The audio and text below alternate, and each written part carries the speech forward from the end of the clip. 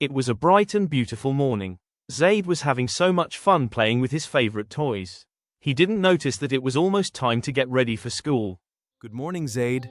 It's time to get ready for school, my son. Just a few more minutes, Papa. Zayd, Playing with my toys. come, let's get ready. Omar gently reminded Zayd to get ready, but Zayd was too busy playing. Sometimes, we forget to listen when we're having fun. Meanwhile, in the kitchen, someone was setting a wonderful example. Mom, I will help you with breakfast. Makes them happy. A child with good manners and a helpful heart is a blessing. I should also help and listen to my parents. Amina happily helped her mother with a smile. Watching her maid Zayd begin to think about how important it is to help and respect our parents. Later that afternoon, the whole family gathered in the garden. Grandpa Ibrahim had an important lesson to share. My dear children, always remember that our parents love us and care for us.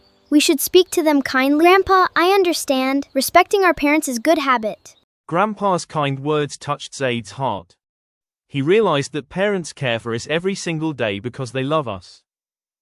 Zayd quietly thought about everything Grandpa had said. He knew it was time to make things right. Papa, I am sorry. I will try to be more respectful. Making mistakes is okay. We are proud of you, Zayd. Thank you, Papa. Omar smiled and forgave Zayd with love. Saying, "I'm sorry," and learning from our mistakes helps us become better every day. The next day, Zayd decided to show his love through his actions. Wonderful job, Zayd! I feel happy when I help. We can all help together. I am so proud of you. Allah loves when we help. Helping his family made Zayd feel happy inside. Respect is not only shown through words, it is also shown through our actions. That evening, the whole family enjoyed a peaceful dinner together. Everyone could see how much Zayd had changed.